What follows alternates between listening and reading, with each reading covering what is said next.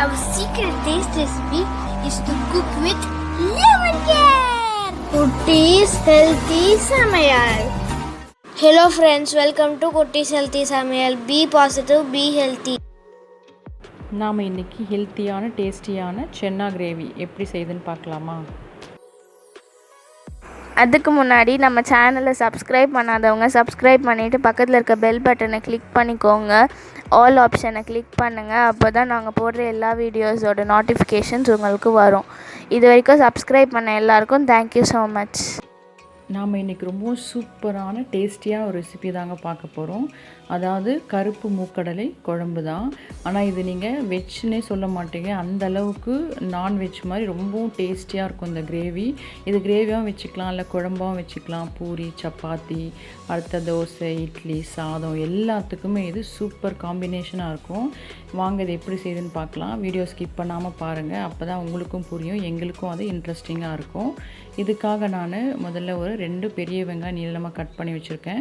கொஞ்சம் கருவேப்பிலையும் கொத்தமல்லியும் எடுத்து வச்சுருக்கேன். சென்னா வேக வச்சு எடுத்து வச்சுருக்கேன். இது 1.5 கப் அளவுக்கு சென்னா.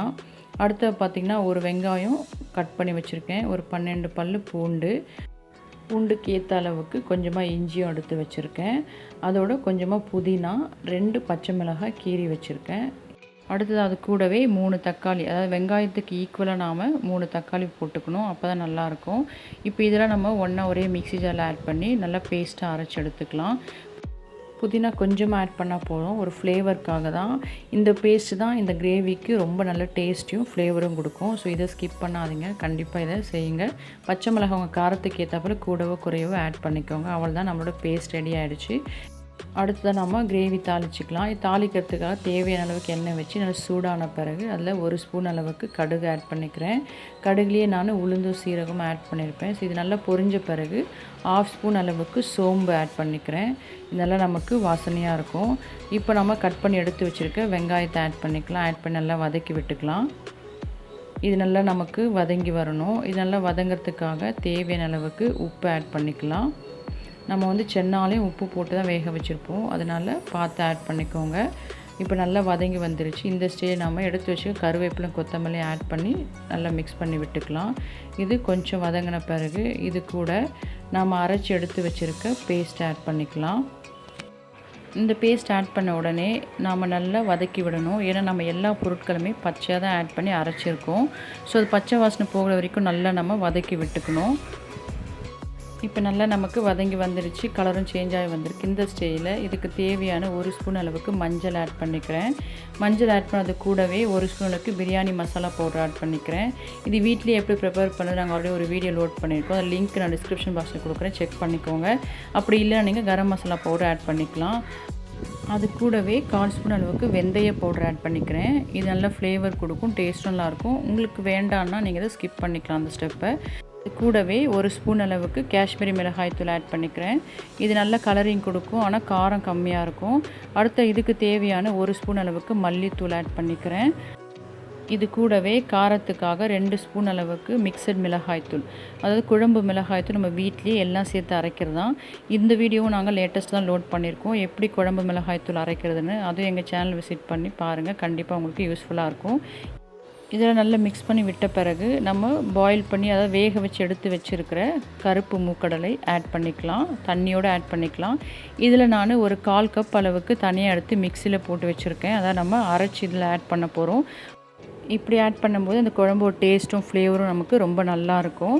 இது ஆல்ரெடி நான் ஒரு கிச்சன் டிப்ஸில் சொல்லியிருப்பேன். இப்போ நல்லா மிக்ஸ் பண்ணி விட்ட பிறகு அது கொஞ்சம் இருக்கட்டும். அதுக்குள்ளே நாம் இதை மிக்சியில் அரைச்சி எடுத்துக்கலாம். கொஞ்சமாக தண்ணி ஆட் பண்ணி நல்ல ஒரு பேஸ்ட்டாக அரைச்சி எடுத்துக்கலாம். அவ்வளோதான், பாருங்கள். இது நம்ம குழம்புல ஆட் பண்ணிக்கலாம். ஆட் பண்ணி நல்லா மிக்ஸ் பண்ணி விட்டுக்கலாம். இப்போ நமக்கு நல்ல கிரேவியாக ரொம்ப திக்காக கிடைக்கும். உங்களுக்கு எந்த அளவுக்கு தண்ணி வேணுமோ அந்த அளவுக்கு ஆட் பண்ணி அதுக்கேற்றா போல் காரம் உப்பெல்லாம் நீங்கள் ஆட் பண்ணிக்கோங்க.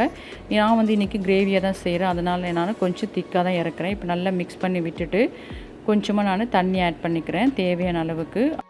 அவ்வளோதான், நல்லா கொதித்து வந்த பிறகு நம்ம ஸ்டவ் ஆஃப் பண்ணிக்கலாம். பாருங்கள், நம்மளோட சென்னா கிரேவி சூப்பராக ரெடி ஆகிடுச்சு.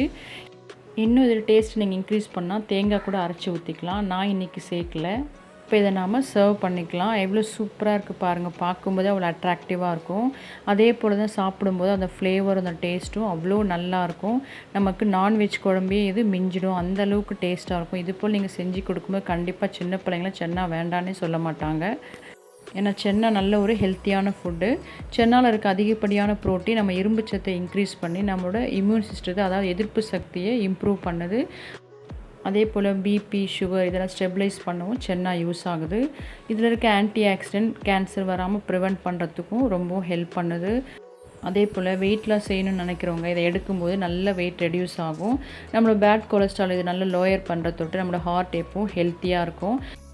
சுகர், பிபி லெவல்லாம் எப்போவும் ஸ்டெபிலைஸாக வச்சுருக்கவும் இது ரொம்ப ஹெல்ப் பண்ணுது. அதே போல் நம்மளோட ஸ்கின், ஹேர், நெயில்ஸ் எல்லாமே நல்ல ஹெல்த்தியாக இருக்கும், க்ளோயிங்காக இருக்கும். இது ரொம்ப ஹெல்ப்ஃபுல்லாக இருக்குது. அது மாத்திரம் இல்லை, இது கிட்ஸோட வளர்ச்சி நல்ல ஹெல்த்தியாக இருக்கிறதுக்கும் ரொம்ப யூஸ்ஃபுல்லாக இருக்குது. ஸோ இது போல் சென்னாவை நீங்களும் செஞ்சு பார்த்துட்டு உங்கள் டேஸ்ட், உங்கள் எக்ஸ்பீரியன்ஸ் எங்களுக்கு கமெண்ட் பண்ணுங்கள், லைக் பண்ணுங்கள் அண்ட் தொடர்ந்து சப்போர்ட் பண்ணுங்கள். தேங்க்யூ. Yummy tasty. நீங்களும் ட்ரை பண்ணுங்கள், என்ஜாய் பண்ணுங்கள், ஹெல்த்தியாக இருங்க. தேங்க்யூ. மற்ற ரெசிபீஸோட லிங்க்ஸ் எல்லாம் டிஸ்கிரிப்ஷன் பாக்ஸில் இருக்குது.